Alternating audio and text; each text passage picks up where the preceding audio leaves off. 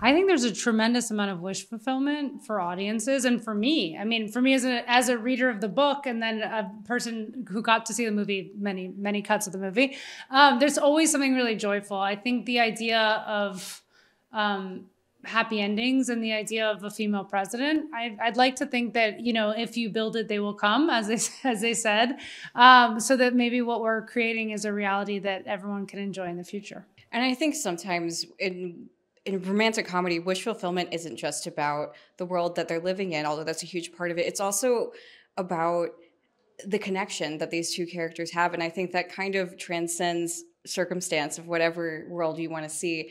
At the end of the day, everybody really wants to be seen and understood and gotten by someone that they also see and understand. And that really is the ultimate wish fulfillment.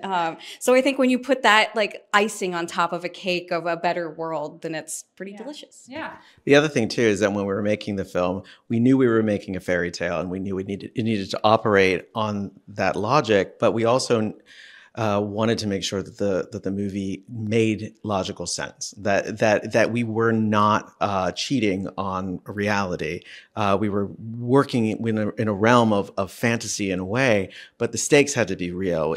We couldn't ever rely on, well, it's a fantasy, it's a fairy tale. You know, everything for those two characters and for the other characters had to feel like real stakes, and we had to really understand what was going on inside their minds and their hearts. And we had royal etiquette experts on set swooping in often to correct the actors. And we had political consultants that we like ran both the speeches, the television appearances. And we tried to, and obviously Casey did a tremendous amount of research when they were writing the book. So that helped too. Thanks, Casey.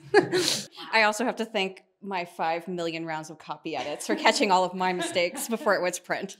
I mean, the wildest thing about this was it was March of 2019, so the book wasn't even out yet when I got the first call about wanting to option it, and I was living in Colorado, sharing a house with 3 friends, had no job, no health insurance, just kind of seeing if this thing worked out.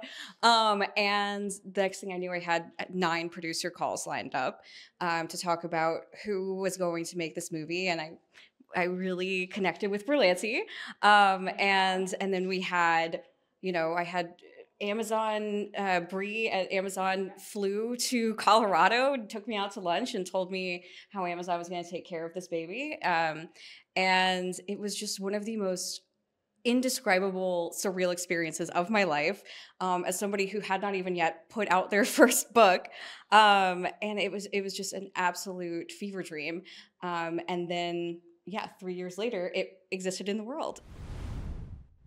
I think for me, I love a romantic comedy, but I want to believe it. I want to believe that the obstacles are real. I want to understand why these people can't be together. And I want to be able to really root for them as an audience member, for them to kind of get past all the obstacles, internal, external. This thing of like, I didn't get their number is just for me not enough. So this felt like, oh, these are some real obstacles. There's internal obstacles, there's external obstacles. There's so many reasons why it's so hard for them to be together. But as like, I'm a pessimist, but I think underneath every pessimist is actually like a really big optimist. So the idea of like wanting these 2 men to figure it out was just undeniable. I was so invested in the book. So the idea of, and it was like not, I was pretty obvious. There's a reason why there was a bunch of producers calling. The book was just so incredibly well realized, and it felt in a lot of ways like a movie. I don't remember anymore what's in the book and what's in the screenplay, where it started. To remember. And I think that for me is a sign of a very successful adaptation and relationship with the novel and with the author of the novel. There's just absolutely no daylight between the book and the movie in terms of intention and purpose. Writing the screenplay was like the ultimate in fan fiction, because I loved these characters so much. I loved Alex and Henry so much, and reading the book for the first time, I genuinely wanted to live inside of their lives and inside of that book. And so adapting it and then making the film felt like a real a special opportunity that most people don't get with a book that they love.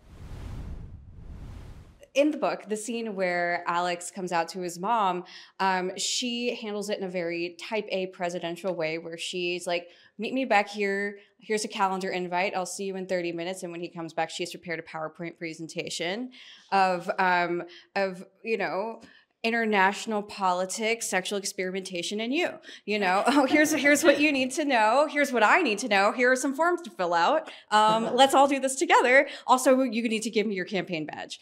And so I think, you know, in the book, there's, you know, 400 something pages. So you need to have those moments of comedic relief. But I love that Matthew made the choice to have that be a quieter, more like sincere, more intimate scene between Alex and his mom, where he tells her that he's bi for the first time because, you know, it's really important to take care of that moment on the screen because it is so rare to see depicted in film. And I loved that scene. And I think Uma and Taylor did just absolutely crush that scene.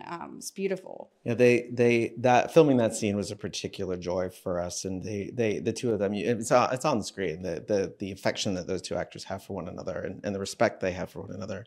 For me, writing that particular scene, and when we got to shoot it, it was, you know, I came out to my parents in the 90s, and I did not have that scene with my parents. I love my parents love me, but it was a different time. And I wrote the scene I wish I could have had. And I wrote for Ellen, based on what I know about her from Casey's book, I wrote the dream scenario for any kid coming out to their parents, and that's why the PowerPoint jokes at the beginning of the scene, because I wanted to honor the fact that I was completely obliterating the scene that Casey wrote and refabrishing it for something I knew I needed for the film.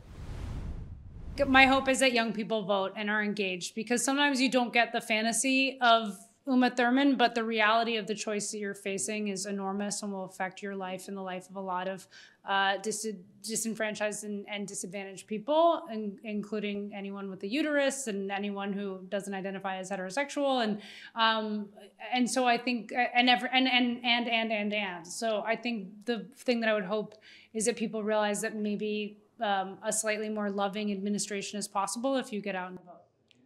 And I think also there's a beautiful sequence of Alex campaigning in his home state of Texas, which turns blue at the end of the movie. And hopefully people will take from that there are a lot of disenfranchised voters out there in red states who really need our support and really need our help and our money and our attention, and that they're not to be written off, that red states are full of progressive, marginalized people who have just historically been left out of these conversations.